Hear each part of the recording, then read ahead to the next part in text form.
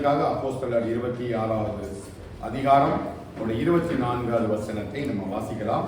அப்போஸ்தலர் 26வது அதிகாரம் அதனுடைய 24வது வசனத்தை வாசிக்கலாம்.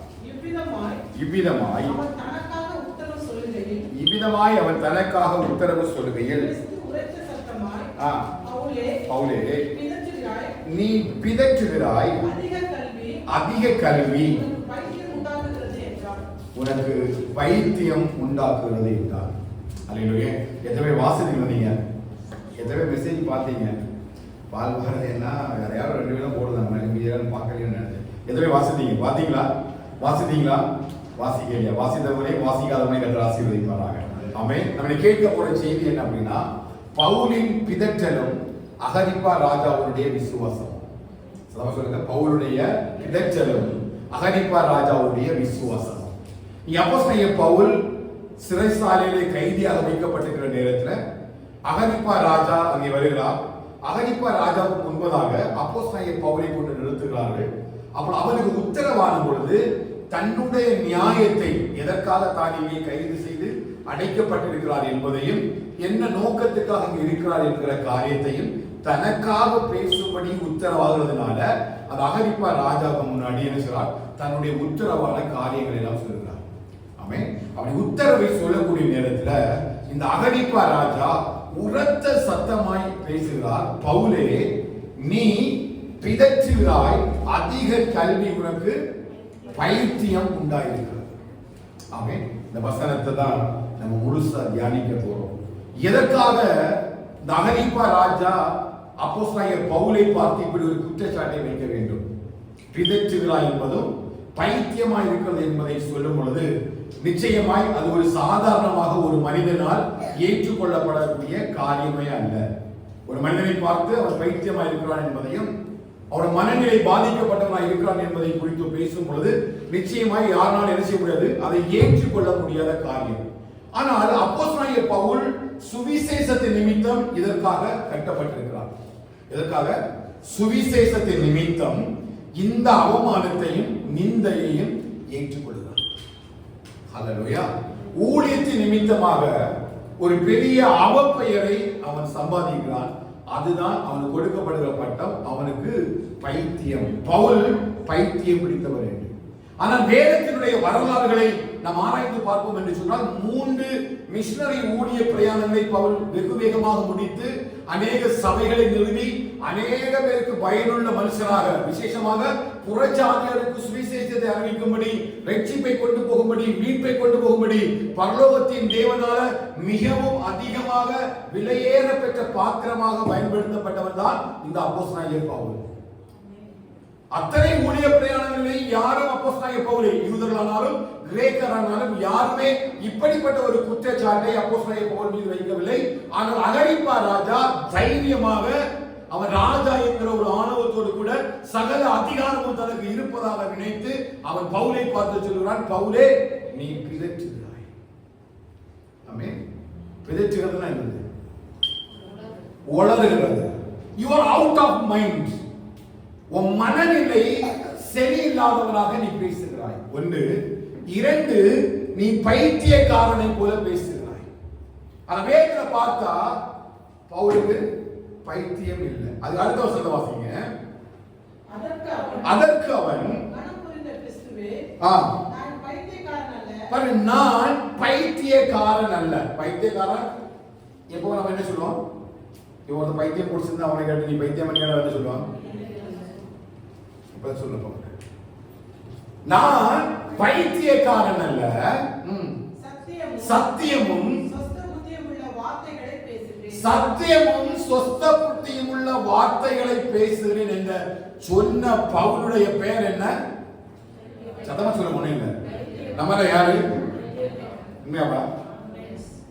நம்ம என்ன பைத்தியக்காரங்களா? நான் பார்க்க போறோம். நம்ம பைத்தியமா? பைத்தியம் இல்லையா? எத்தனை பைத்தியமா இருக்கிறீங்க?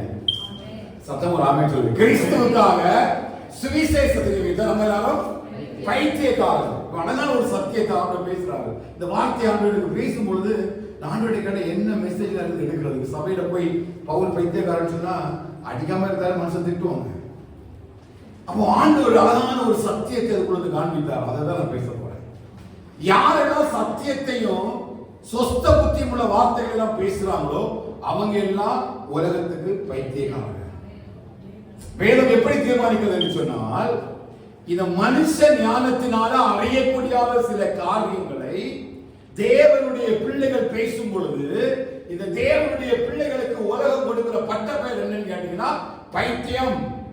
இரவு பகலா சும்மா ஜெபம் பண்றான், இரவு பகலா வேத வாசிக்கிறான், இந்த ரூமுக்குள்ள ரொம்ப சத்தம் போடுறான் என்று சொல்லி ஒருவேளை நீங்க இப்ப கேட்கறதுனாலும் என் சிறு வயதுல என் வீட்டை சுற்றி இருக்கிறவங்க பேசுறத நான் கேட்டுக்கிறேன்.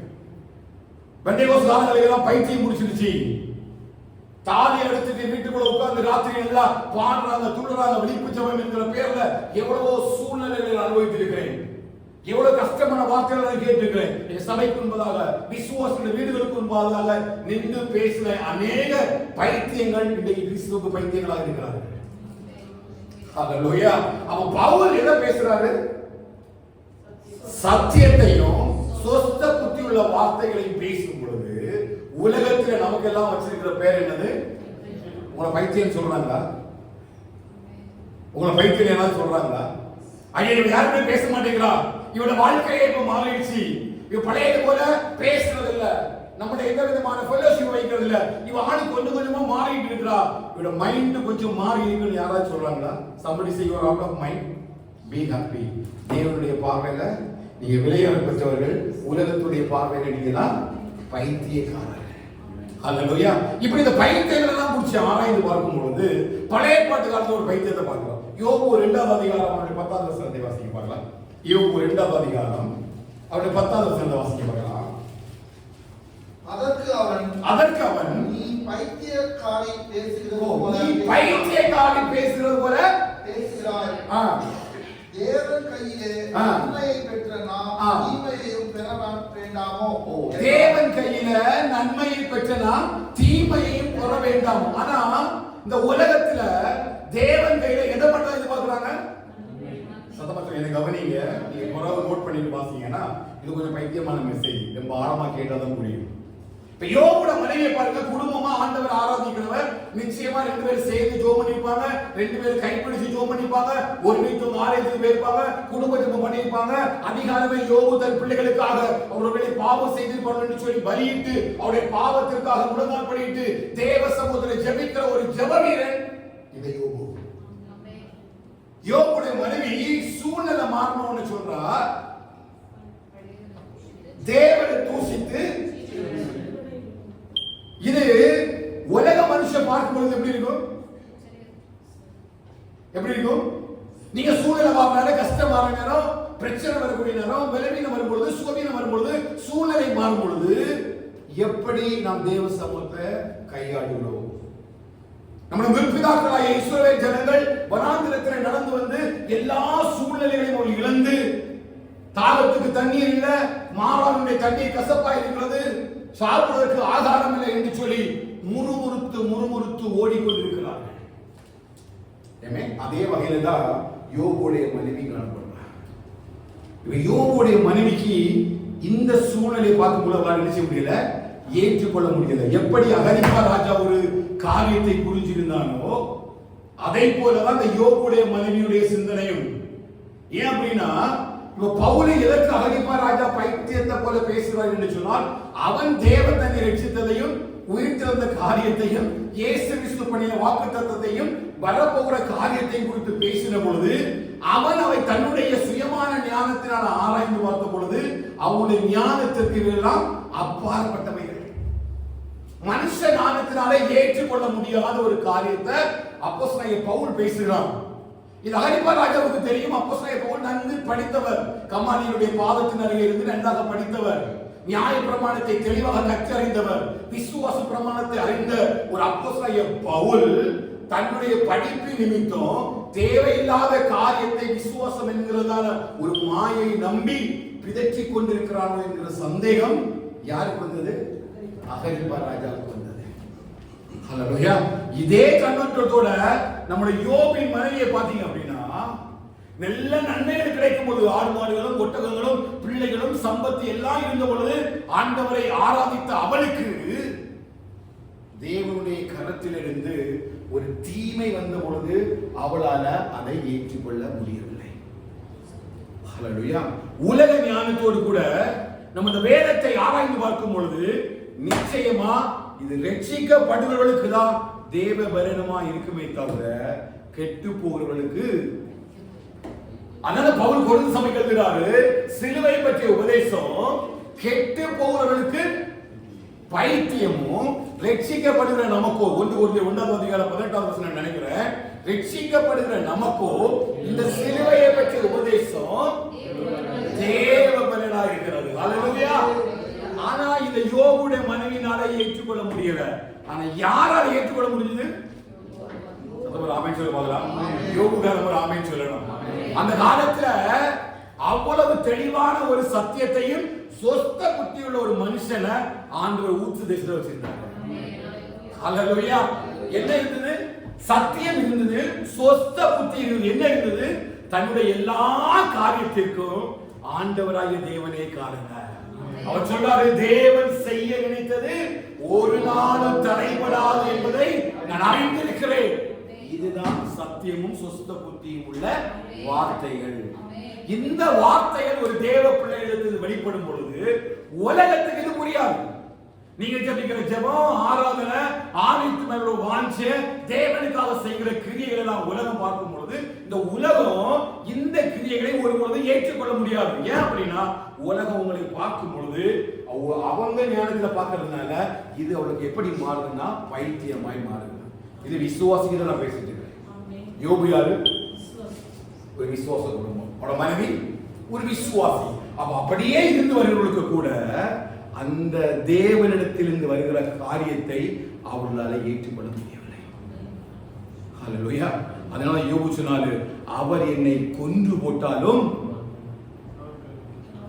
யோபுல இருக்கு, அவர் என்னை கொன்று போட்டாலும், சத்தமா சொல்லுங்க, அவர் என்னை கொன்று போட்டாலும், அவர் என்னை கொண்டு போட்டாலும் இருப்பீங்களா?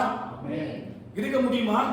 உலகம் நம்புமா? இத ஒரு தெய்வம் நம்மை கொல்லும் என்று நம்புமா? இல்ல ஆண்டவருக்காக தன் ஜீவனை கொடுக்க முடியும் என்று சொல்லி ஒரு உலகத்துடைய ஜீவனை அவருக்காக கொடுக்க முடியுமா? ஆனால் வேத புஸ்தகத்தின் அடிப்படையில் அவர் நம்மை பாராட்டின விலையேற பெற்ற அன்பிற்காக எத்தனையோ மிஸ்டர்கள் தன் வாழ்க்கைகளை கொடுத்து அவர்களால் சொல்ல முடிந்த ஒரு காரியம் வந்து தெரியுமா? அவர் எங்களை கொண்டு போட்டாலும் அவர் மேல நான் நம்பிக்கை. இதுதான் சத்தியமும் சொஸ்த புத்தியும் உள்ள வார்த்தைகள். இன்னொன்னு பாருங்க, யோவான் சுவிசேஷம் 10வது அதிகாரம் அவருடைய 20வது வசனத்தை வாசிக்க பார்க்கலாம். யோவான் சுவிசேஷம் 10வது அதிகாரம். அவர்களில் அநேகர் இவன் பிசாசு பிடித்தவன், பைத்தியக்காரன், போதகன். இவர்களில், அது அவர்களில் அநேகர். இவன் எப்படிப்பட்டவன்? யாரு சொல்றாங்க? சத்தம் சொல்லுங்க, யாரு சொல்றாங்க? சொல்றது யாரு? பிரதான ஆசாரியர், வேதபாரகர், பரிசேயர், ஆண்டவராகிய இயேசு கிறிஸ்துவை சீசர்களாக பின்பற்றின கூட்டம். இயேசு கிறிஸ்துவை யாருன்னு சொல்றாங்க? சத்தமா சொல்லுங்க, பைத்தியக்காரர் சொல்றாங்க. எதனால சொன்னாங்க? அந்த மேல வசனம் வாசிங்க. எந்த வசனங்கள் நிமித்தம்? அதுக்கு மேல ஒருவனும் அதை என்னிடத்திலிருந்து எடுத்துக்கொள்ள மாட்டான். நானே அதை கொடுக்கிறேன். அதை கொடுக்கவும் எனக்கு அதிகாரம் உண்டு. அதை மறுபடியும் எடுத்துக்கொள்ளவும் எனக்கு அதிகாரம். எதை எடுத்துக்கொள்ளவும் கொடுக்கவும் அதிகாரம் உண்டு? ஜீவனை குறித்து பேசுறாரு இல்லையா? ஜீவனை குறித்து பேசும்போது இந்த வார்த்தைகளை கவனிக்கணும். அப்பதான் நம்மள மற்றவங்க பைத்தியம் சொன்னாலும் நமக்கு என்ன வராது? பைத்தியம் வராது. உலகத்துல ஒரு மனுஷனை போய் நம்ம பைத்தியம் சொன்னா கண்டிப்பா நம்ம என்ன செய்வான்? சத்தமா சொல்லுங்க, கண்டிப்பா அடிப்பான், திட்டுவான்.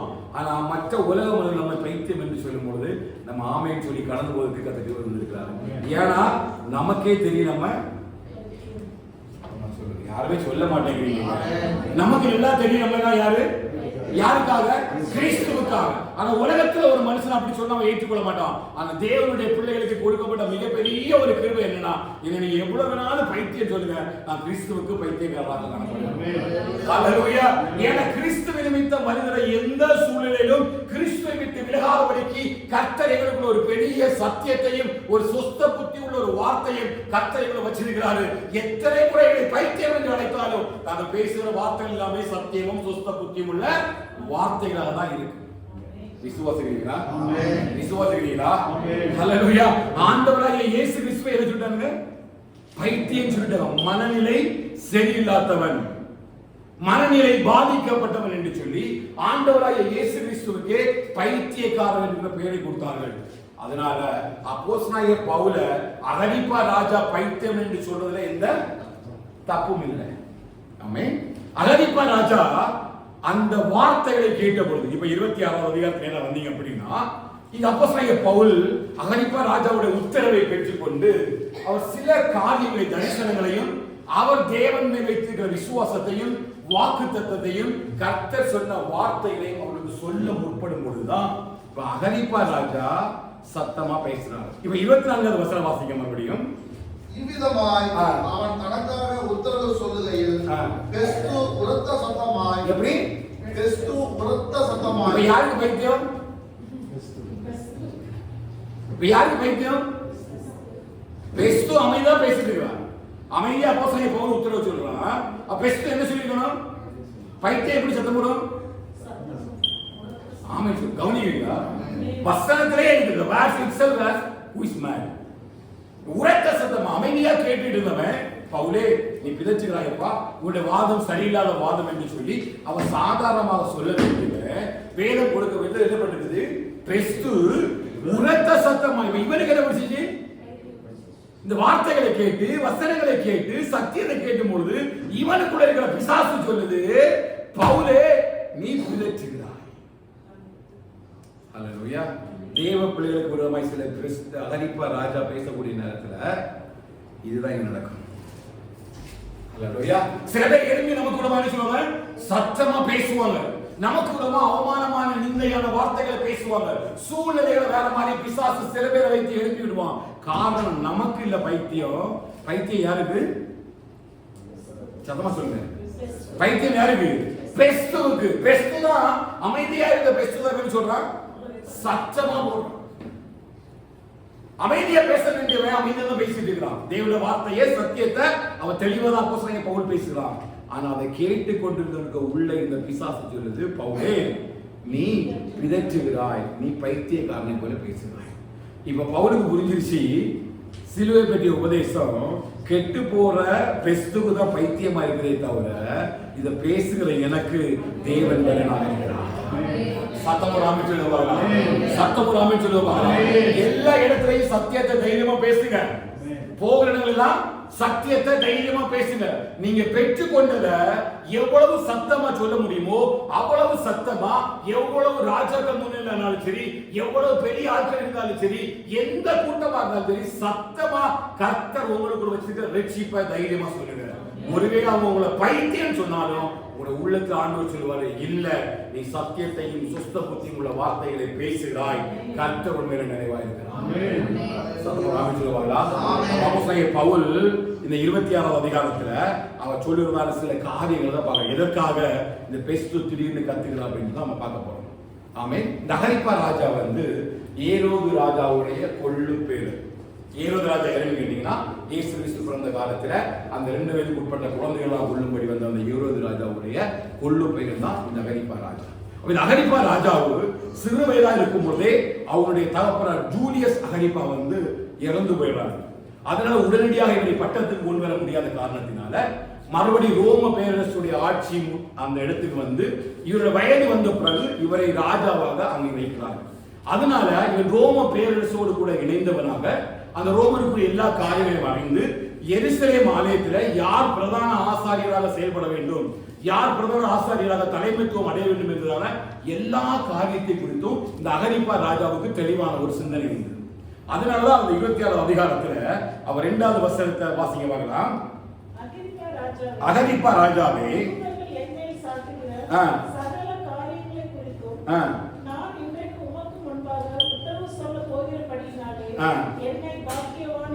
என்னை பாக்கியவான் என்று எண்ணுகிறேன். விசேஷமாய் நீர் யூதருடைய சகல முறைமைகளையும் தர்க்கங்களையும் பாருங்க. இப்போ இந்த ராஜாவுக்கு, அகிரிப்பா ராஜாவுக்கு என்ன தெரியும்? யூதருடைய சகல முறைமைகளும் அந்த ஆலயத்தில் நடக்கக்கூடிய சகல மத பிரகாரமான காரியங்கள் தெரியும். ஏன் அப்படின்னா இந்த அகிரிப்பா ராஜாவுக்கு ஒரு பெரிய அதிகாரம் இருந்தது. யார் இந்த ஆலயத்தில், எருசலேம் ஆலயத்தில் பிரதான ஆசாரியனாக வர வேண்டும் என்று சொல்லியும் இந்த யூதருக்குரிய அனைத்து சடங்கு மத காரியங்களையும் அவர் அறிந்திருந்தபடியினால அவர் அகிரிப்பா ராஜாவுக்கு முன்பதாக தன்னுடைய நியாயங்களை வைக்கும் பொழுது நிச்சயமாக தனக்கு ஒரு விடுதலை கிடைக்கும் என்பதை உணர்ந்தவராய் அவர் சொல்றாரு, உங்க முன்னாடி நான் பேசுறதுனால நான் பாக்கியவான் என்று கருதுகிறேன். ஏன் அப்படின்னா நிச்சயமா எனக்கு ஒரு வாய்ப்பு இருக்குது, நிச்சயமா இதை நீங்க அறிந்திருக்கிறபடினால் எனக்கு ஒரு விடுதலை கிடைக்கும் என்று சொல்லிதான் அவர் எண்ணி தேவன் தன்னை சந்தித்த விதத்தை அவர்கள் பேசினார். அல்லேலூயா. அதுதான் அவர்கள் சொல்லும் பொழுது சத்தியமும் சொஸ்த புத்தியும் உள்ள வார்த்தைகளை பேசுகிறேன் என்பது காரணமே என்ன அப்படின்னா இந்த யூதருக்குரியதான இந்த விசுவாச பிரமாணம், இந்த நியாய பிரமாணத்தை எல்லாம் தேவன் தனக்கு எப்படி கொடுத்திருக்கிறார் என்பதை அறிந்தவராக அகிரிப்பா ராஜா காணப்படுவதனால இந்த காரியத்தை அவர் அங்கே சொல்கிறார். இப்ப தொடர்ந்து வாசிக்க பார்க்கலாம் 4ஆம் வசனத்திலிருந்து. நான் என் சிறுவயது முதற்கொண்டு எருசலேமிலே என் ஜனத்தாருக்குள்ளே இருந்தபடியால் ஆதி முதல் நான் நடந்த நடக்கையை யூதர் எல்லாரும் அறிந்திருக்கிறார்கள். நம்முடைய மார்க்கத்தில் உள்ள சமய வேதங்களில் மிகவும் கண்டிப்பான சமயத்துக்கு இசைந்தபடி பரிசேயனாய் நடந்தேன் என்று சாட்சி சொல்ல அவர்களுக்கு மனதிருந்தால் சொல்லலாம். தேவன் நம்முடைய பிதாக்களுக்கு அருளி செய்த வாக்குத்தத்தம் நிறைவேறும் என்கிற நம்பிக்கைக்காகவே நான் இப்பொழுது நியாயத்தில் தீர்ப்படைகிறவனாய் நிற்கிறேன். முதலாவது வைக்கிற பாயிண்ட் என்ன அப்படின்னா ஒரு வாக்கு தத்தத்தை தேவன் முற்பிதாக்களின் மூலமாய் தம்முடைய ஜனங்களுக்கு தந்திருக்கிறார். எல்லா நிமித்தமா என்ன சத்தியம் பேசுறோம் அப்படின்னா எதனால அந்த அகிரிப்பா ராஜா அல்லது பெஸ்து இவ்வளவு தூரத்துக்கு ஒரு கோபமாய் உரத்த சத்தமாய் அவரை பைத்தியக்காரன் என்று சொல்வதற்கான ஒரு காரணம் என்ன அப்படின்னா நான் ஆரம்பத்திலே சொன்னது போல அப்போஸ்தலனாகிய பவுல் நன்கு படித்தவன், கல்வியில மிகவும் சிறந்து விளங்கினவன், கமாலியனுடைய பாதத்தருகே இருந்து படித்தவன், பெரிய பணக்காரன், எல்லா சூழ்நிலையிலும் அவன் நற்புத்தி உள்ளவன் என்று சொல்லி அவனை குறித்து எல்லாருக்கும் தெரியும். ஆரம்ப காலத்திலே இந்த நியாய பிரமாணத்துக்கு மிகவும் பக்தி வைரேகமா இருந்து பரிசுத்தவான்கள் எல்லாம் கொலை செய்யும்படிக்கு பிரமாணங்களை கொண்டு தமஸ்குக்கு போகிற வழியில் கர்த்தர் அவனை சந்திக்கிறார். அப்ப அங்க இருக்கிற பிரதான ஆசாரியருக்கு தெரியும், வேதபாரகருக்கு தெரியும், அந்த கிறிஸ்துவுக்கு விரோதமாக எழும்பின எல்லா விதமான ஜனங்களுக்கும் இந்த அப்போஸ்தலனாகிய பவுலை பற்றி தெரியும். அவன் இங்கே பேசும்பொழுது இவர்கள் எல்லாரும் இவரை கூர்ந்து கவனிக்கிறார்கள். அவன் நன்றாய் பேசக்கூடியவன், நன்றாய் திட்டங்களை செய்யக்கூடியவன், மார்க்கத்தில் வைராக்கியமாக இருக்கக்கூடிய ஒரு மனுஷன் தான் இப்ப நின்று அவர்களால் விசுவாசிக்க கூடாத ஒரு காரியத்தை பேசுகிறார். அவர்களால் விசுவாசிக்க கூடாத ஒரு காரியத்தை பேசுகிறார். என்ன காரியம் அப்படின்னா வாக்கு தத்தத்தை குறித்து பேசுறார். என்ன வாக்கு தத்தம்? பிதாவாகிய தேவன் தீர்க்கதரிசிகள் மூலமாய் ஒரு வாக்கு தத்தத்தை தம்முடைய ஜனங்களுக்கு தந்திருக்கிறார். கவனிக்கிறீங்களா? நம்ம எல்லாருக்கும் இருக்குது ஒரு வாக்கு தத்தம் இருக்குது. என்ன வாக்கு தத்தம்? ஆண்டவர் தந்த பெரிய வாக்கு தத்தம் என்ன? வேத புஸ்தகத்துல நமக்கு தந்த ஒரு பெரிய வாக்கு தத்தம் என்ன?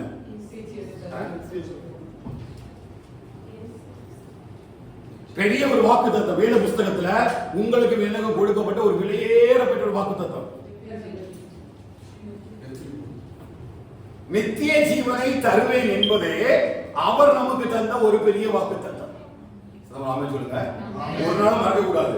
வேத புஸ்தகத்தை எதுக்கு நம்ம எழுதி தந்திருக்காரு, எதுக்கு நம்ம விசுவாசி அழைக்கிறார் அப்படின்னா அவர் எல்லாம் ஆசீர்வாதத்தை தருவேன், அதை தருவேன், இதை தருவேன் சொல்லி ஒன்றுமே அழைக்கல. அவர் என்னோடும் உங்களோடு பண்ணிருக்கிற ஒரு பெரிய உடன்படிக்கையும் பெரிய ஒரு வாக்கு தத்தம் என்ன அப்படின்னா நித்திய ஜீவனை நான் உங்களுக்கு தருவேன். அல்லேலூயா. நம்ம எல்லாரும் நம்முடைய மரணத்துக்கு பிறகு, அதாவது நமக்கு ஒரு முழுமையான ஒரு மரணம் என்று கிடையாது, இந்த மாம்சமாகிய சரீரம் மரணித்து விட்டாலும் நமக்கு பரலோக ராஜ்யத்தில் ஒரு இடம் உண்டு. நித்திய ஜீவனை அளிக்கும்படிதான் ஆண்டவராகிய இயேசு கிறிஸ்து இந்த உலகத்துக்கு வந்தார் என்பதையும், இன்னொரு வாழ்க்கை 1000 வருஷ காலமாய் நம் ஆண்டவரோடு கூட ஆட்சி செய்து நித்திய காலமாய் பரலோகத்துல வாழ போகிறோம் என்கிற ஒரு வாக்கு தத்தம் நமக்குள்ளே இருக்குது. இந்த வாக்கு தத்தத்தை உலக மனுஷரால் என்ன செய்ய முடியாது, விசுவாசிக்க முடியாது. புரியுதா? நீங்க போய் உலகத்துல போய் ஆண்டவர் உங்களுக்கு நித்திய ஜீவனை தருவார், நீங்க ரட்சிக்கப்படுங்கள் என்று சொல்லி நீங்க உலக மனுஷனுக்கு சொல்லும் பொழுது நிச்சயமாக எவ்வளவு படித்த ஞானிகளாலும் எவ்வளவு அறிவாளிகளாலும் இந்த உலகத்துக்கேற்ற இந்த ஞானத்தை அவர்களால் அறிந்து கொள்ளவே முடியாது. ஆனால் பைத்தியமாய் தோன்றுகிற இந்த பிரசங்கத்தினாலே இவைகளை கர்த்தர் நமக்கு வெளிப்படுத்தி இருக்கிறார். இவைகளை வெளிப்படுத்தி இருக்கிறார், நித்திய ஜீவனை நமக்கு தருவேன் என்கிறதான ஒரு காரியத்தை வெளிப்படுத்தியிருக்கார். இததான் அப்போஸ்தலனாகிய பவுல் யாருக்கு கொடுக்கிறார் அப்படின்னா இங்க அகரிப்பா ராஜாக்கு முன்னாடியும் பெஸ்து அங்க இருக்கும் பொழுது அவர் தன்னுடைய வாதத்தை முதலாவது வைக்கும் பொழுது நம்முடைய முற்பிதாக்களுக்கு அவர் கொடுத்திருந்த அந்த வாக்கு தத்துவத்தின்படியே தம்முடைய ஒரே பேரான குமாரனாகிய கிறிஸ்துவை அவர் இந்த உலகத்துக்கு அனுப்புவார். அவர் இந்த உலகத்துக்கு வந்து பாடுபட்டு மரித்து மறுபடியும் உயிரோடு எழும்பி நமக்குள்ள ஒரு நித்திய ஜீவனை தருவார் என்கிற அந்த வாக்கு தத்தத்துக்காகவே நான் இன்றைக்கு முன்பாக நிற்கிறேன் என்கிற ஒரு வாதத்தை வைக்கிறார். அது அடுத்த வருஷம் வாசிடுவாங்க. 8வது வருஷம் வாசிங்க. தேவன் மரித்தோரை எழுப்புகிறது நம்பப்படாத காரியம் என்று நீங்கள் எண்ணுகிறது என்ன? உயிர்த்தெழுதலை குறிச்சதாக ஒரு நம்பிக்கை யாருக்கு இல்ல?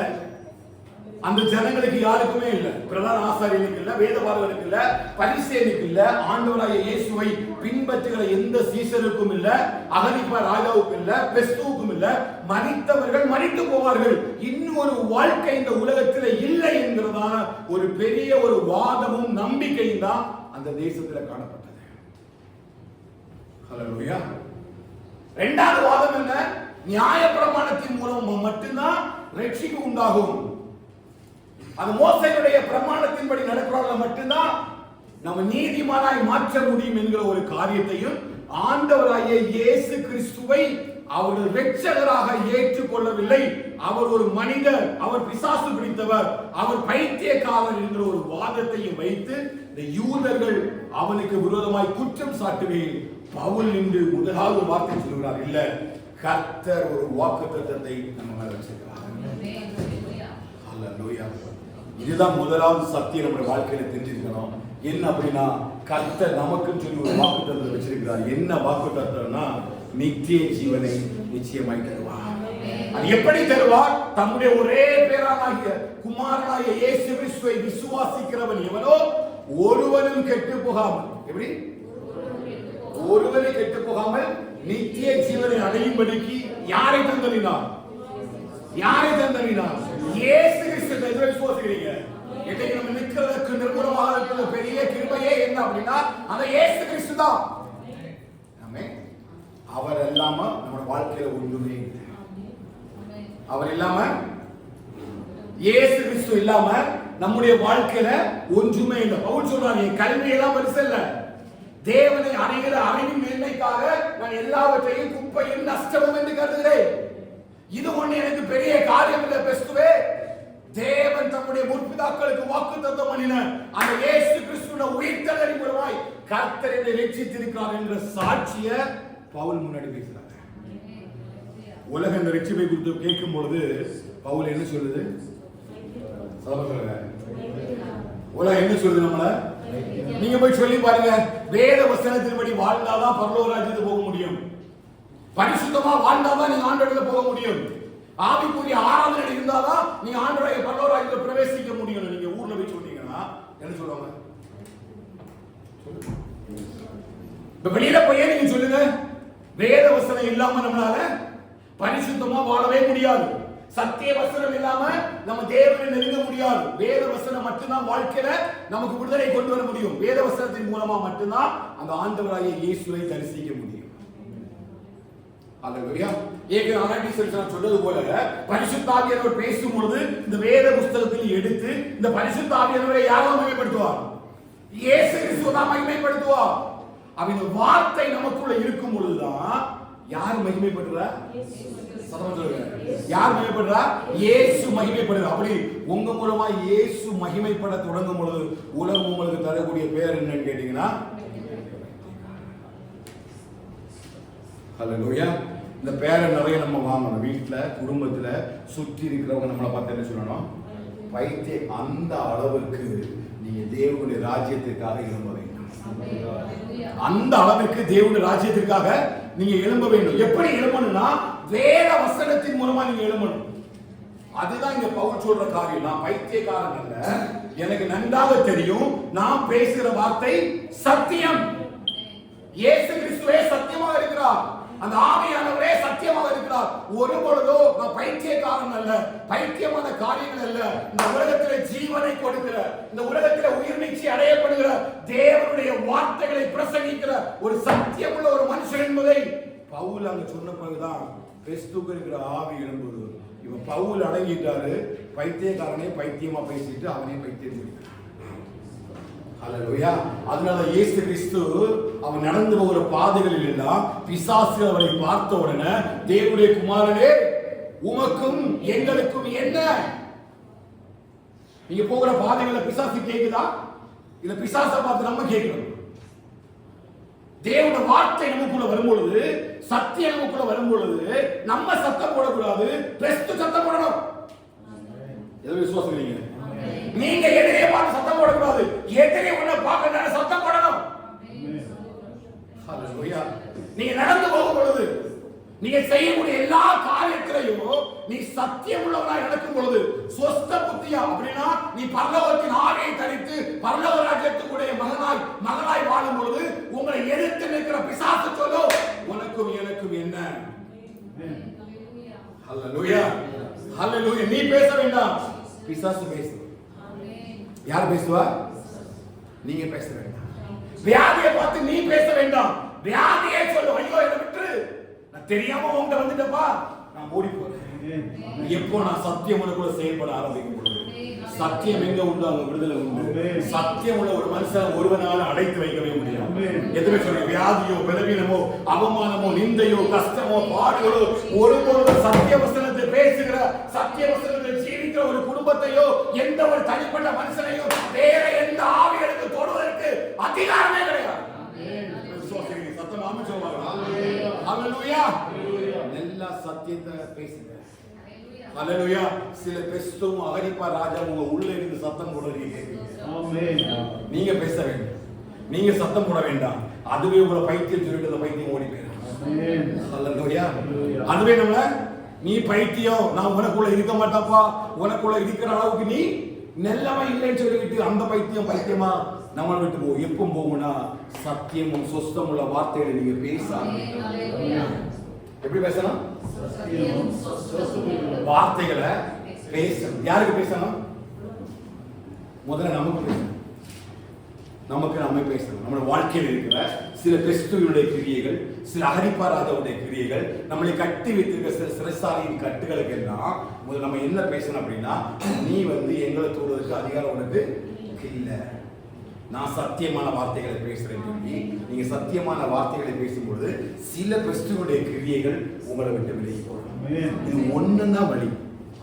நான் சபைக்கு தைரியமா சொல்றேன், வாழ்க்கையில் இருக்கிற சகல பலவீனத்துக்கும் சூழ்நிலத்துக்கும் பாடுகளுக்கும் வியாதிகளுக்கும் பிரச்சனைகளுக்கும் சகலத்துக்கும் ஆவிக்குரிய வாழ்க்கையில் எதெல்லாம் தடையா இருக்குதோ இது எல்லா தடைக்கும் ஒரே ஒரு வழி என்னன்னு கேட்டீங்கன்னா, சத்தியம் உங்களுக்குள்ள இருக்கணும்.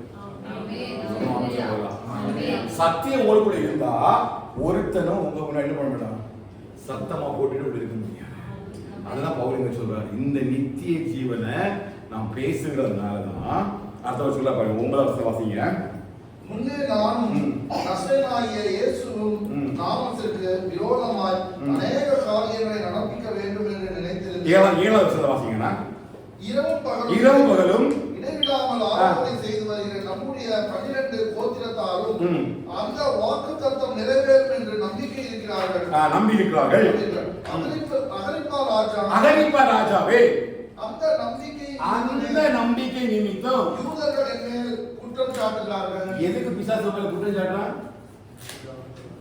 வாக்குத்தத்தத்தை நம்பிக்கையா இருக்கிறார்.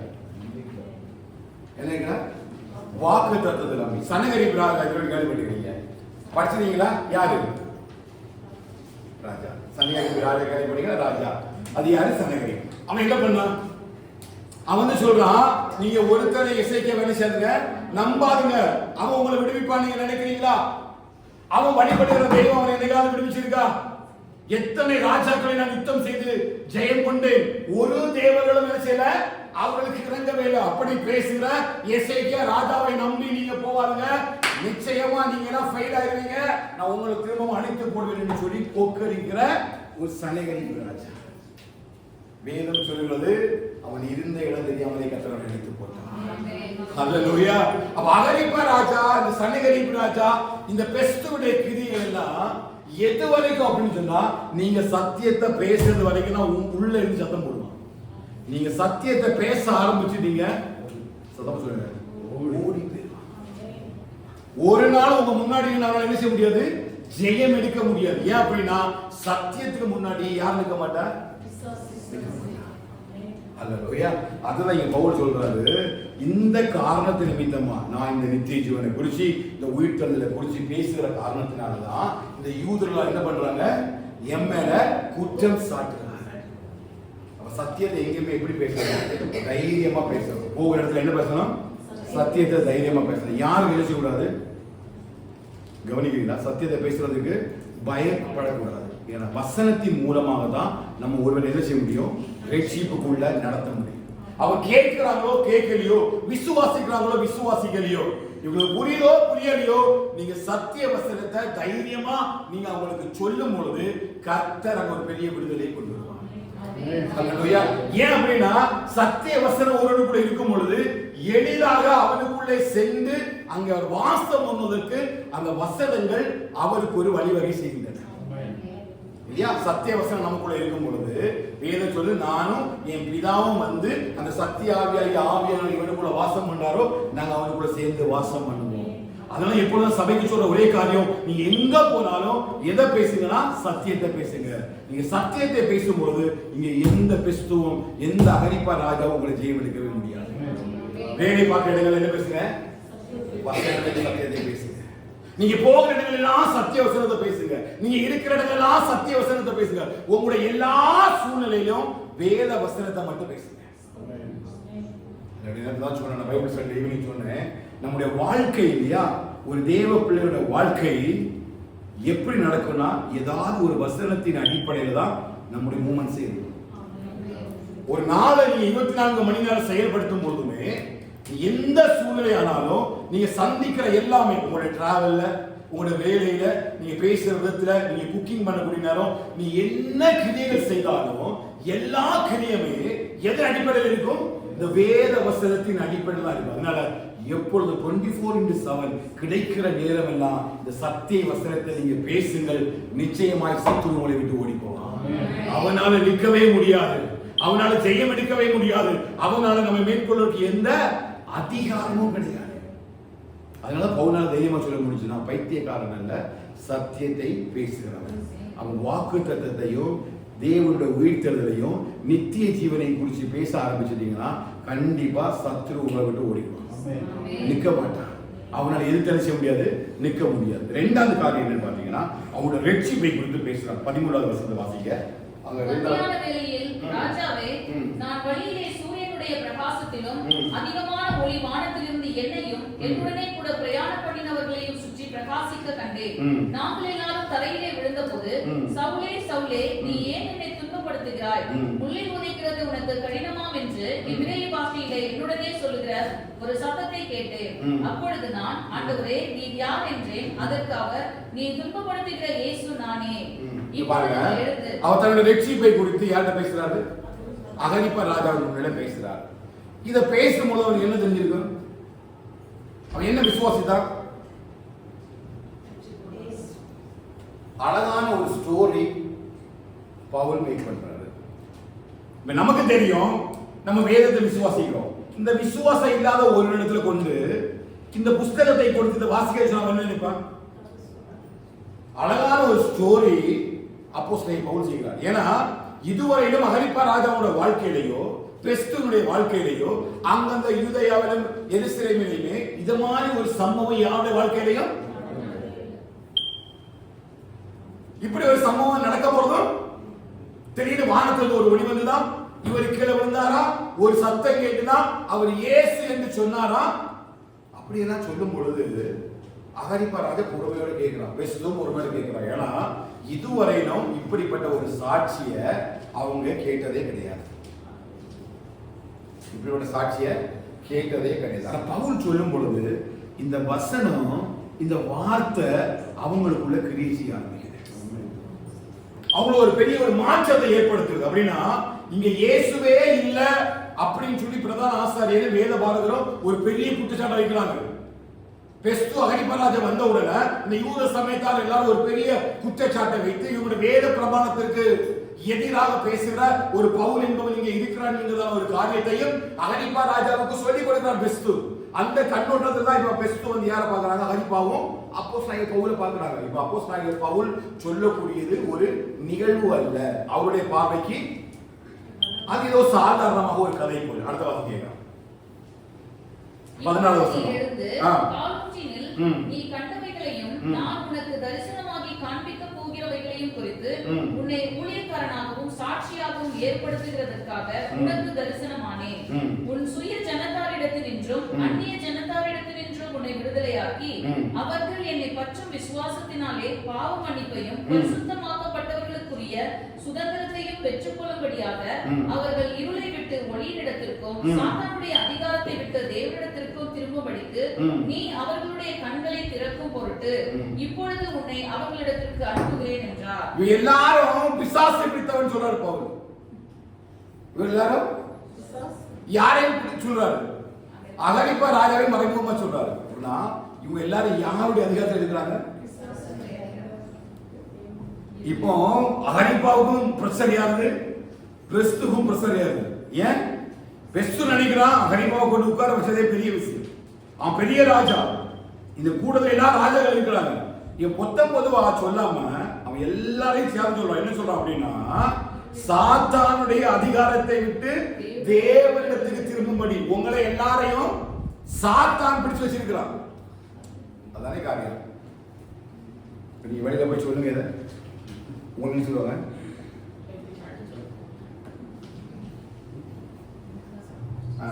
இவர் பாரம்பரியம் ஒரு சபை, நம்ம சபையிலே ஒரு பாரம்பரிய சபையில போய் இல்லைங்க நீங்க போற பாதை சரியில்லை, நீங்க வசனத்துக்குள்ள வரணும், நீங்க சத்தியத்துக்குள்ள வரணும், சத்திய வசனத்துக்குள்ளதான் வரணும் அப்படின்னா அடுத்தது என்ன பண்ணுவாங்க? இவன் சர்ச்சைக்கு போய் விழுது பைத்தியம் முடிச்சுட்டு இவன் நல்லாதான் நம்ம கூட சபை வந்துட்டு இருந்தா, நல்லாதான் இவன் ஆரம்பிச்சு இருந்தா. இப்ப பாரு சும்மா பரிசுத்தம், சும்மா வசனம், சும்மா ஆராதனை, சும்மா கூட்டமே பேசிட்டு இருக்கிறான். வாயை திறந்தாலே வசனம் பேசுறான். இவளுக்கு ஏதோ சொல்றாங்களா? சந்தோஷப்படுங்க. இப்பதான் நீங்க கிறிஸ்துவுக்காக பைத்தியமா மாற தொடங்கி இருக்கீங்க. உங்களை மற்றவங்க பார்க்கும் பொழுது நீங்க ஒரு பைத்தியமாவே நடக்கிற மாதிரி மற்றவங்களுக்கு தோணுதா? சந்தோஷப்படுங்க. இப்பதான் நீங்க பரலோகத்துக்கு அடையாளப்படுத்தப்பட்டிருக்கீங்க. ஏன்னா உலகத்துல நம்ம வாழும் பொழுது சற்று நம்ம பார்க்கும் பொழுது அவனுக்கு நம்ம ஒரு கூட்டாளியா இருக்கக்கூடாது. எப்ப நம்ம கூட்டாளியா மாறுறோம்? இந்த உலகத்துக்குரிய கிரியைகளை நம்ம செய்யும் பொழுது உலகம் நம்ம என்ன செய்யுது?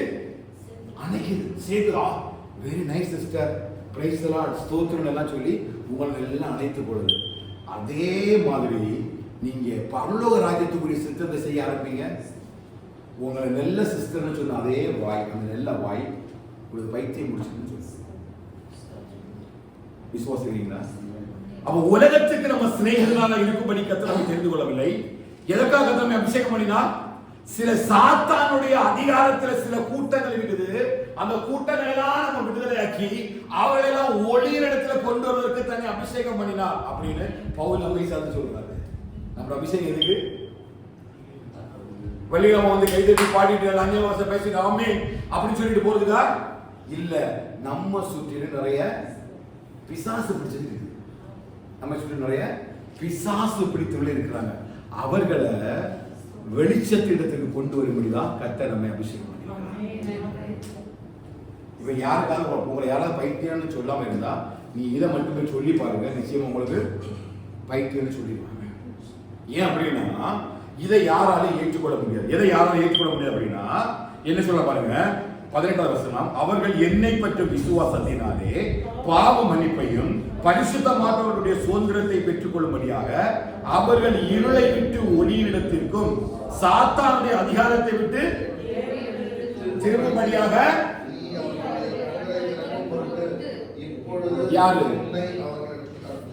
யாருக்கு கண்களை? அவ கொஞ்சம் பேரு குருடாவே ஒரு இடத்துல இருக்கிறாங்க. மறைமுகமா சொல்றான், ஹரிப்பா ராஜாவே நீ ஒரு பிளைண்ட். ஒருத்தர கோபமா வராத. எதுக்கு அவன் சத்தம் போட்டோன்னு நம்ம பார்க்கணும். ஏன் பிசாசு எல்லாம் நம்மளை கொப்படிக்குது? நல்லா இருப்போம், திடீர்னு ஒரு தலைவலி கொண்டு போட்டுருவான். வச்சுருக்கீங்களா? நம்ம என்னைக்கு ஜோமானோம், இன்னைக்கு உபவாசிக்கிறோம், எப்படியாவது இந்த வாரத்தில் கிடைக்கிற லீவை கத்திரிக்காய் பயன்படுத்தணும் அப்படின்னு நீங்க நினைக்கிற நேரம் திடீர்னு ஒரு தலை கறக்கும், திடீர்னு தலை சுத்தும், முன்னாடி விட்டு பின்னாடி அடிப்பான். ஏன் ஏன் எதுக்கு? இப்படி தட்டி விட்டு போயிடும், அப்படியே இருப்பான். திடீர்னு வீட்டு சத்தம் கேட்கும், கதவு கேட்கும். பிசாசு அப்படி பயம் கட்டுவோம். நம்ம எல்லாரும் இன்னைக்கு இப்படியே நம்ம ஜோமன் குடும்பமா ஜோமன் இனி நம்ம குடும்பமா கத்தர்க்க வாழணும் நீங்க சொல்லி பாருங்க. விட மாட்டான். அப்போ முதல்ல நம்முடைய கண்களை நம்ம என்ன செய்யணும்? திறக்கணும். எப்ப திறக்கும்? சத்திய வசனம் நமக்குள்ள வரும் பொழுது நம்முடைய கண்களை திறக்கும். பவுல் சொல்றாரு, நான் தமஸ்கு போற வழியில என் கண்ணை வச்சுட்டாரு. நான் நல்ல கண்ணை வச்சுட்டு அவ்வளவு வேகமா குதிரையில போறேன். எதுக்கு? சபையை உடைக்கும்படி ஓடுறேன். அப்படி போகிற நேரத்துல வானத்திலிருந்து ஒரு ஒளி வந்து என்னை அடிச்சு கீழே தள்ளி கையை கால ஒடிச்சா பிரச்சனை இல்லை, என்னை உருட்டு பயலாக்கிட்டு.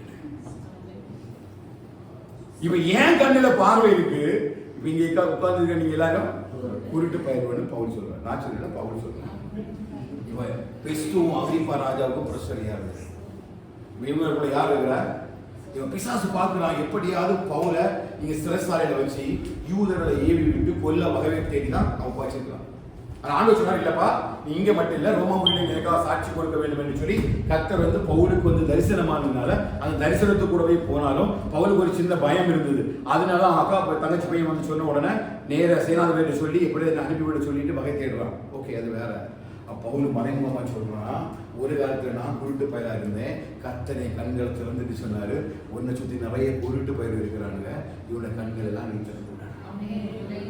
அதனால ஆண்டவர் சொன்னாரு, முதலாவது நீ குருடனா இருந்துட்டு எப்படி மாறணும்? வெளிச்சமா மாறணும். ஏன்னா குருடனுக்கு குருடை அவர் வெளிக்காட்டினா நிறைய அப்படிதான் நடக்குது.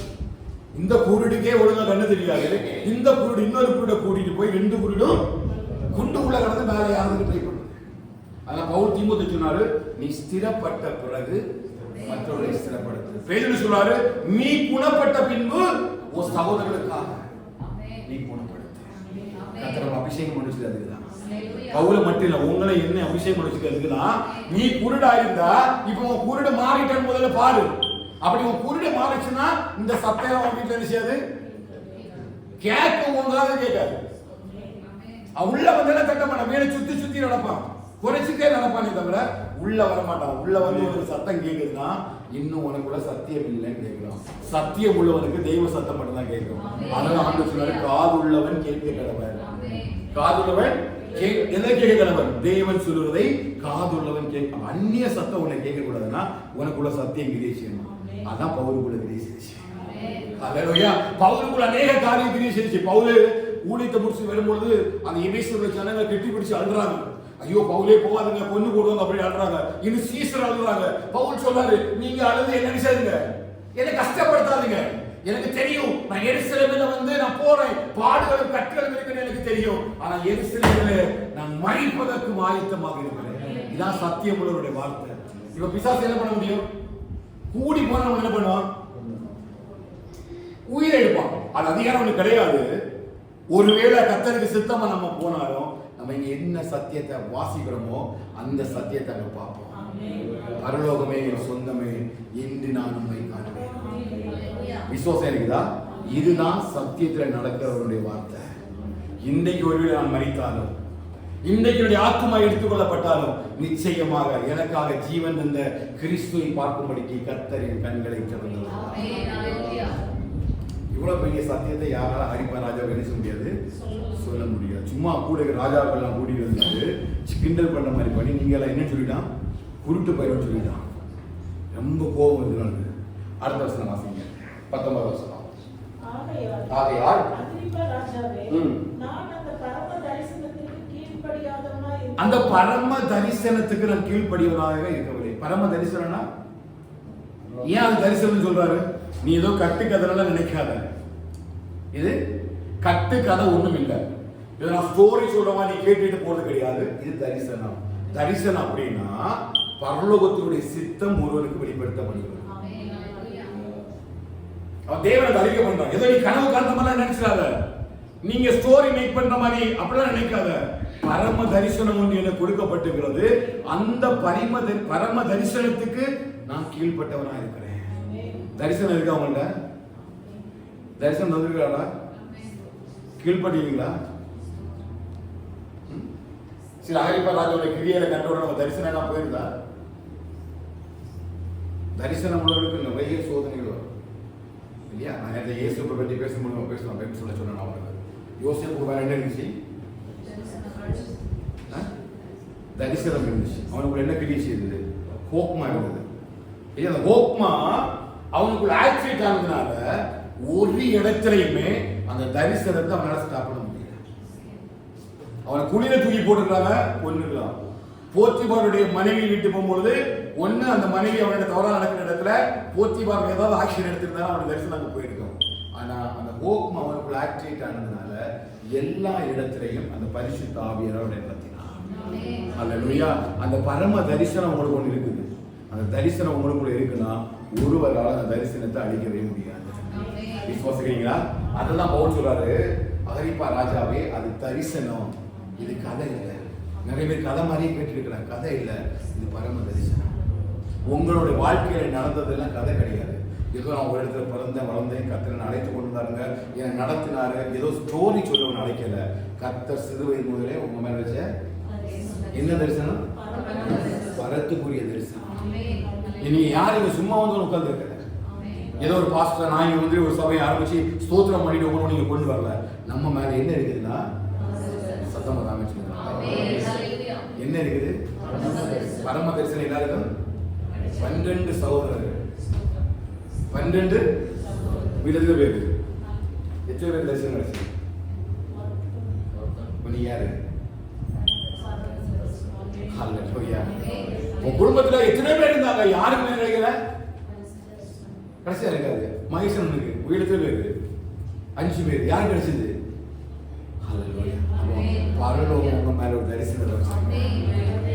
சும்மா ஒண்ணு உலகத்துல ஒண்ணு அனுப்பல, சும்மா ஒண்ணு கத்தா பேச கத்த வைக்கல. உங்க மேல என்ன இருக்குது? தரிசனம். எந்த தரிசனம்? அப்படின்னா எந்த தரிசனம்? பரலோகத்துக்குரிய தரிசனம். பரலோகத்துக்குரிய தரிசனம் என்னன்னா, சில பேரை சாத்தானுடைய அதிகாரத்திலிருந்து எடுத்து தேவனுடைய ராஜ்யத்துக்கு கொண்டு போய் சேர்ப்பதுக்கு பேர் தான் பரம தரிசனம். ஹல்லேலூயா. எவ்வளவு பெரிய பாக்கியத்தை கர்த்தர் நமக்கு தந்திருக்கார் பாருங்க. பவுல் இத பாக்கியமா என்றான். பவுல் தைரியமா சொல்றான், ஆண்டவர் எனக்கு ஒரு தரிசனம் தந்திருக்காரு, ஒரு நிமிஷம் கூட நான் அது கீழ்ப்படியாம இல்ல, கீழ்ப்படிஞ்சிட்டேன். அடுத்த வருஷம் வாசிங்க 20வது வசனம். முன்பு தமஸ்குவிலும் எருசலேமிலும் யூதேயா தேசம் எங்கும் உள்ளவர்களிடத்திலும் பின்பு புறஜாதியாரிடத்திலும் நான் போய் அவர்கள் தேவனிடத்திற்கு மனம் திரும்பி குணப்படவும் மனம் திரும்புதலுக்கு ஏற்ற கிரியைகளை செய்யவும் வேண்டும் என்று அறிவித்தேன். யாருக்கு அப்படி சொல்றாரு? தமஸ்கு, எருசலேம், யூதேயா தேசம் உள்ள தேவனுடைய ஜனங்களுக்கும் புறஜாதிகளுக்கும் என்ன சொல்றாரு?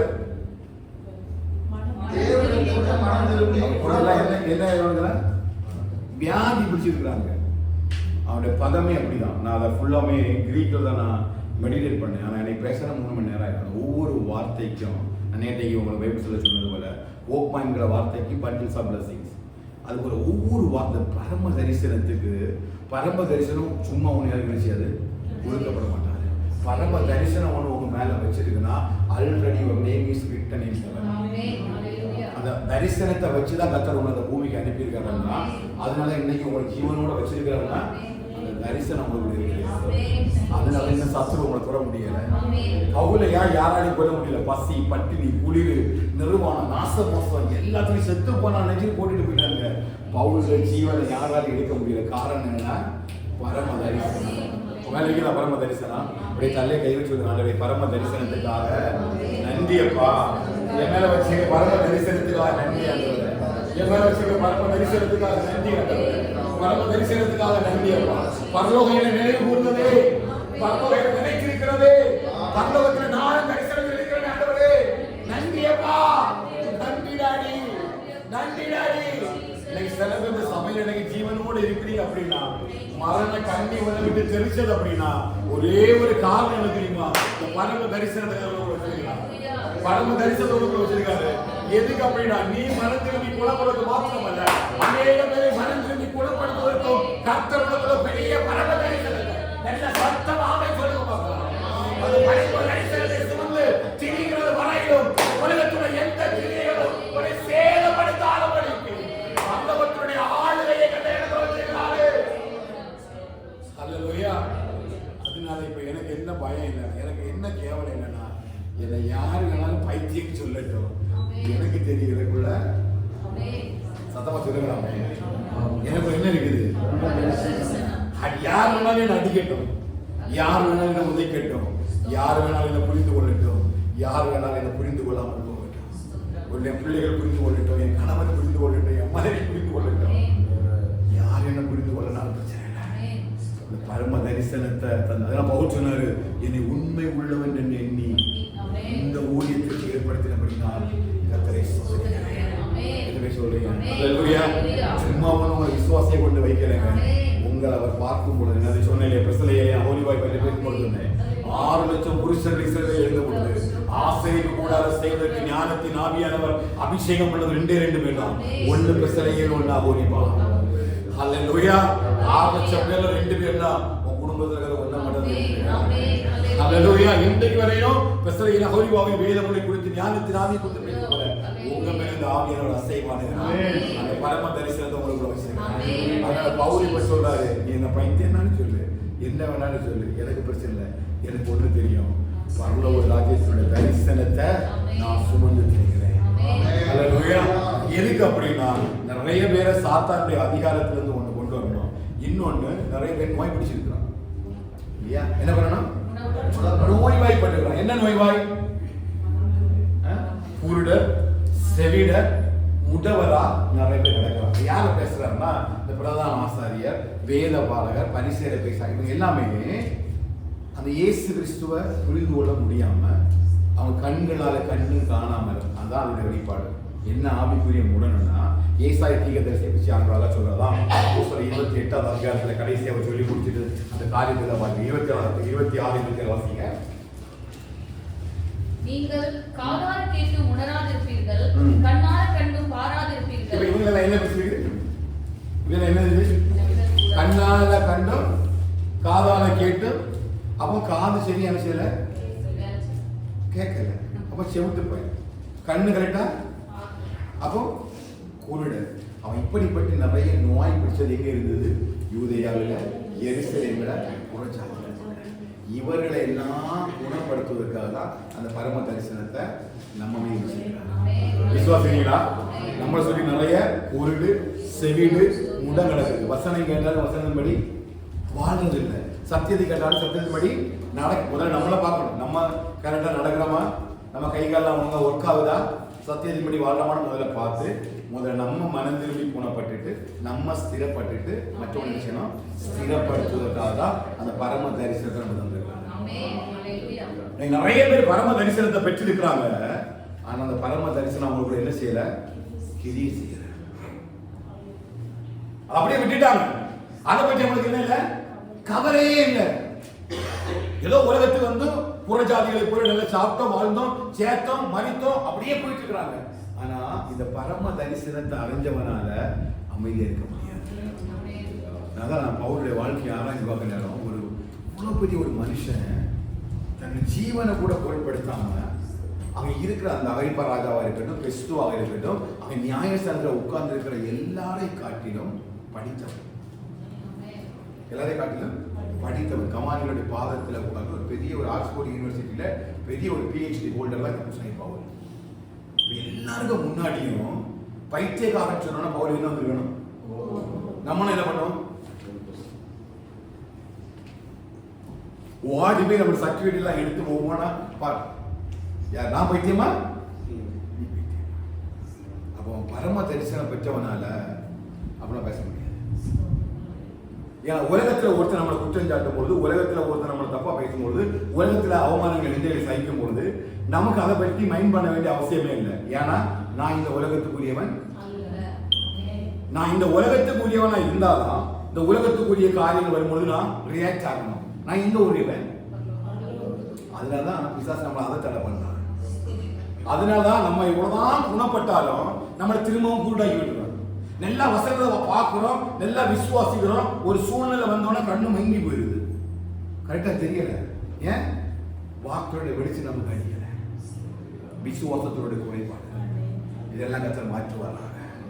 அதனுடைய என்னால பவுல் சொன்னாரு, அந்த பரம தரிசனம் என்ன கூட இருக்கிறதுனால இதுக்காக தான் கத்தர் நடக்குது. அடுத்த வருஷம் பாருங்க, அதை வருஷம் வாசிங்க. சரி வாசம் சொன்னா, இது நிமித்தாமே யூதர்கள் தேவாலயத்திலே என்னை பிடித்து கொலை செய்ய பிரயத்தனம் பண்ணினார்கள். எதுக்கு பண்றாங்க? கொலை செய்வதற்கு பவுல பவுல் என்ன பண்றாரு? அவர்கிட்ட சொன்னாரு, உங்களுக்கு பிசாசம் பிடிச்சிருக்கு, உங்களை பிசாச சாத்தானுடைய அதிகாரத்தை உங்களை செய்யறேன் விடுதலை பண்ணுறேன். நீங்க எல்லாம் எப்படி இருக்கீங்க? நோய் பிடிச்ச பயிரெல்லாம் இருக்கிறீங்க. உங்களுடைய நோய்கள் எல்லாம் தீங்கிறது தான் கத்து நினைச்சிருக்காரு. இப்படி நான் யூதர்கிட்ட சொன்னா யூதர்கள் சேர்ந்து என்ன பண்ணாங்க? இன்னைக்கு சத்தியத்தை சொன்னா நம்ம எப்படி மாறிடுறோம்? சத்துருவம். Same scenario. அதேதான் பவுல் சொல்றாரு.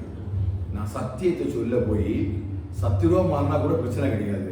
இப்ப இப்படி மாத்திட்டாங்க, பைத்தியக்காரனா மாத்திட்டாங்க, படுபாவி பைத்தியம். ஹல்லேலூயா. சில நேரங்கள்ல நம்முடைய செயல்பாடுகள் பைத்தியம் போலதான் இருக்கும். உலக மனுஷன் நம்ம பார்க்கும் பொழுது, உலகத்தில் நம்ம பார்க்கும் பொழுது நம்முடைய காரியங்கள்லாம் பைத்தியம் மாதிரி தான் இருக்கும். அதுக்காக நம்ம சந்தோஷப்படணும்.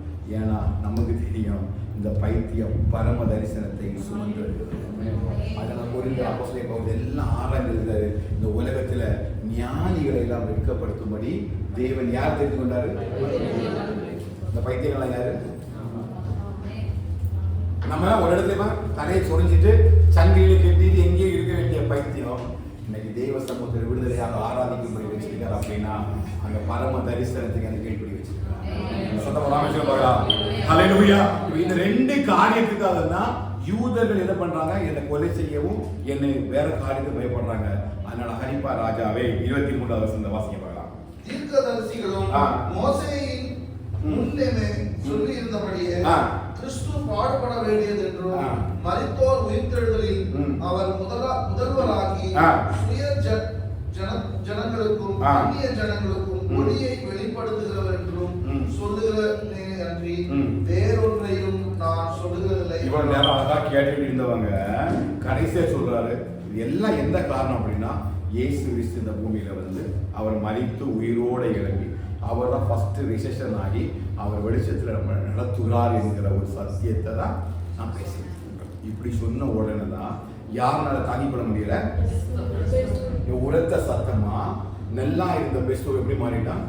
பைத்தியமா மாட்டான், சத்தம் போட்டு பேசுறான். அதுக்காக பவுல் சொல்றாரு, இல்லை இல்லை நான் பைத்தியக்காரன் அல்ல, நான் சத்தியத்தையும் சொத்தத்தையும் பேசுகிற காரியம் அப்படின்னு சொல்லிப்பாரு. அடுத்து 27வது வசனம் பாருங்க.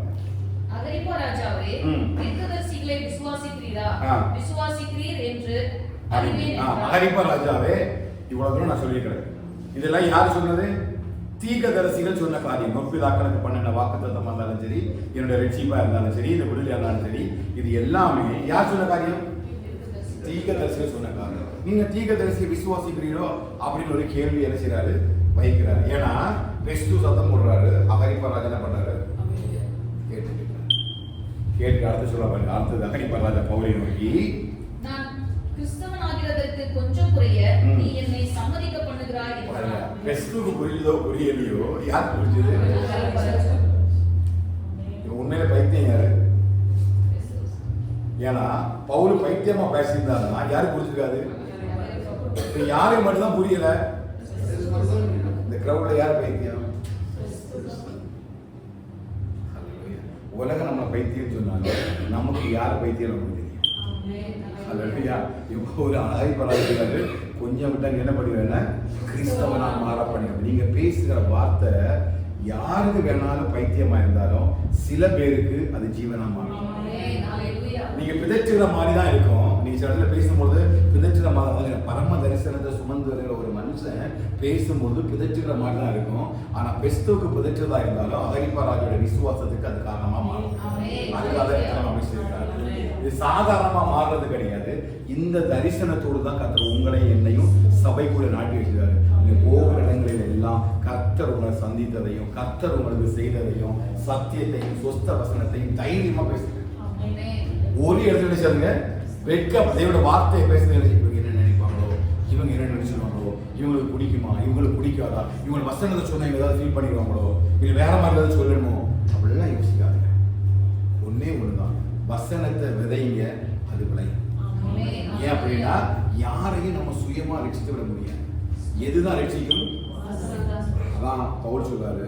பவுல் என்ன செய்யறாரு? அப்போலோ நட்டா யார் வெளியே போச்சுனா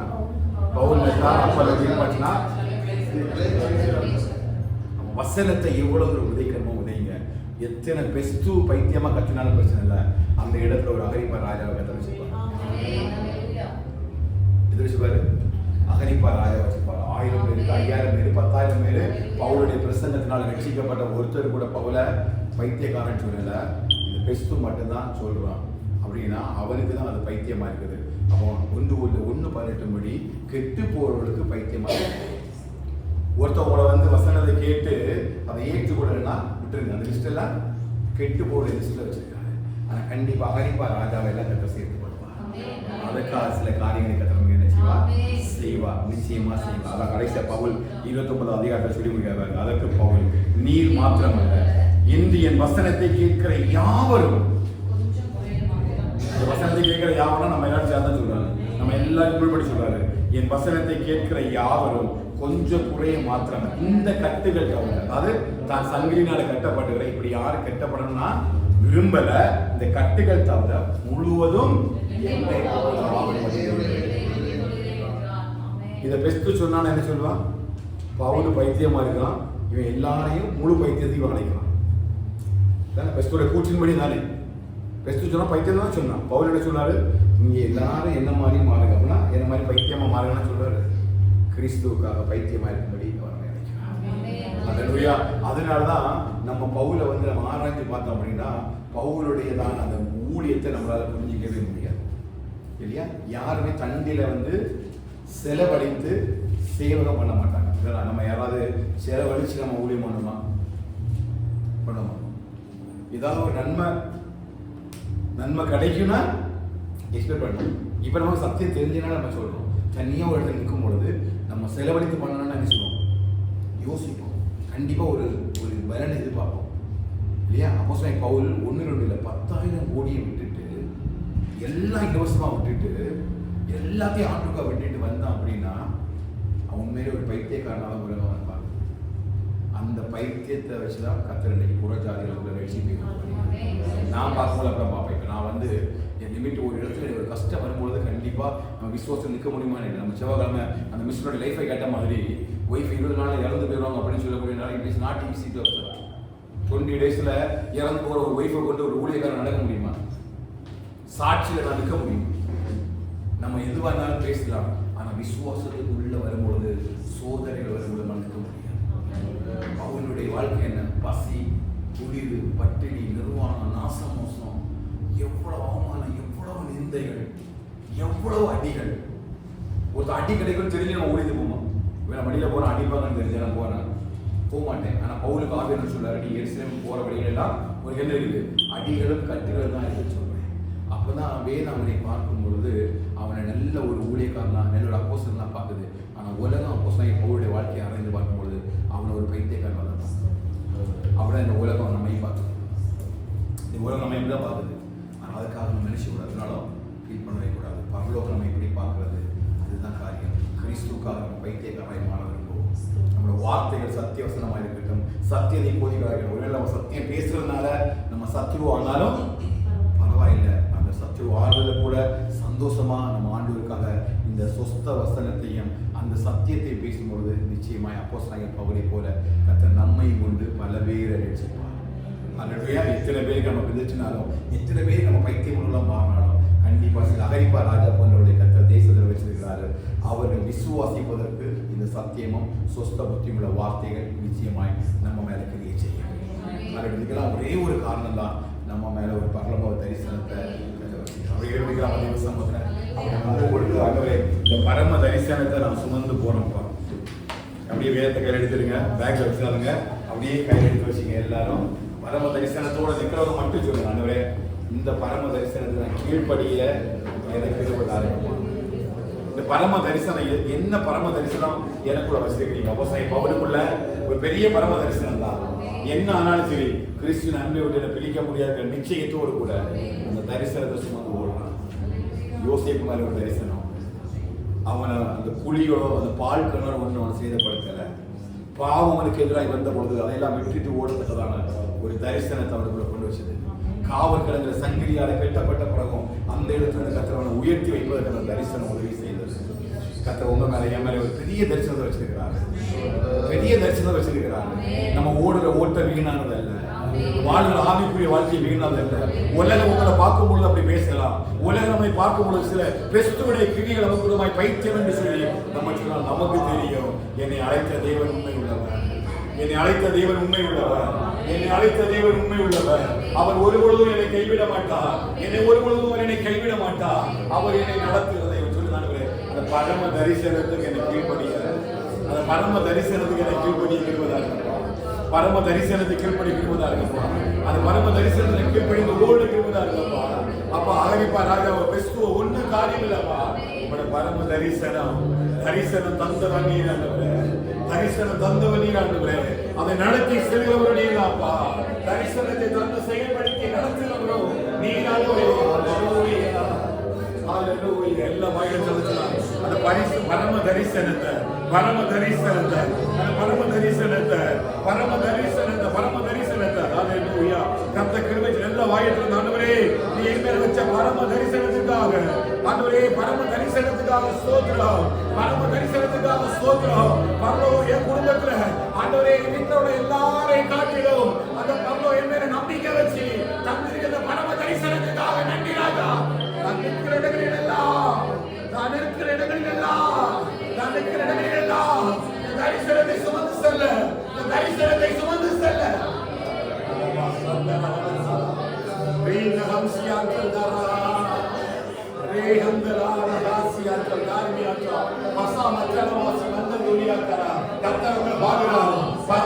பார்க்கிறது அந்த தரிசனம் பெருசு, நம்பிக்கை பெருசு, ஆழ்வை பெருசு.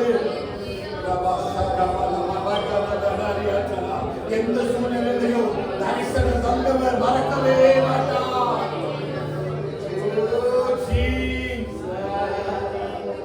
தரிசனம் தந்தவர் மறவா, தாங்கி நடத்திட மறவா. தரிசனம் தந்தவர் மறவா, தாங்கி நடத்திட மறவா.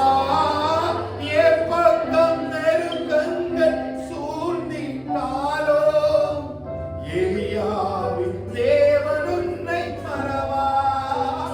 எப்பக்கம் நெருக்கங்கள் என்னை சூழ்ந்திட்டாலோ எலியாவின் தேவன் உன்னை மறவா. மறவா இயேசு மறவா, ஒரு இமை பொழுது உன்னை மறவா.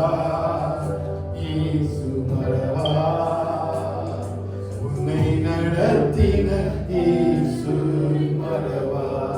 தரிசனம் தந்தவர் மறவா, உன்னை தாங்கி நடத்தின மறவா. அல்லேலூயா. அப்போஸ்தலனாகிய பவுல் மேல தமஸ்குக்கு போற வழியில் வைக்கப்பட்ட ஒரு தரிசனம். சுவிசேஷ நிமித்தமாய் கட்டப்பட்டவனாய் சிறைசாலையிலே நின்று கொண்டு பேசுகிற அப்போஸ்தலனாகிய பவுலுக்கு எதிராக அவர் பைத்தியம் என்று சொன்னார்.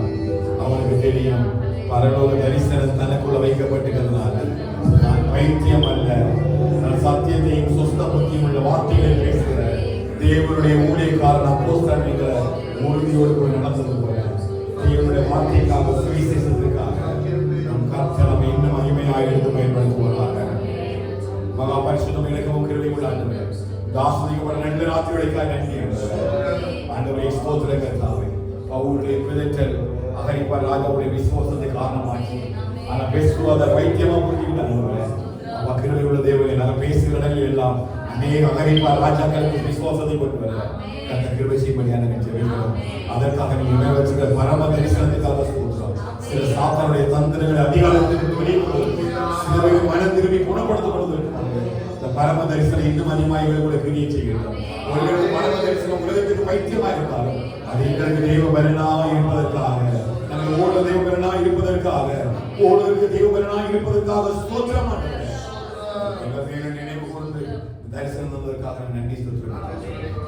வளர்த்துபடியாக நாங்கள் ஜெபிக்கிறோம். இந்த வாரம் கொடுத்து பாதுகாத்துக் கொள்ளுங்க. போக்கிய வரத்தில் கூட இருங்க. கர்த்தருடைய கிருபைகளை சூழ்ந்து கொள்ளட்டும். இந்த பலத்தினால ஏகட்டபடியாக நாங்கள் ஜெபிக்கிறோம். இந்த வாரம் நடக்கிற எல்லா ஊழியர்களுக்கு ஆஸ்வதிங்கப்பா. இந்த கிருபைகளை முழுவதுமாக மூடிக்கொள்ளபடியாக நாங்கள் ஜெபிக்கிறோம். தெய்வ பலன்களை ஆழ்வி செய்யும்படியாய் உடைய கருத்தினை ஒப்புக்கொள்வோம்.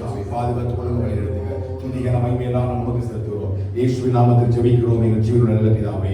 ஆமென். கர்த்தர் சுவாமி ஆத்துமாவே கர்த்தரை ஸ்தோத்திரி.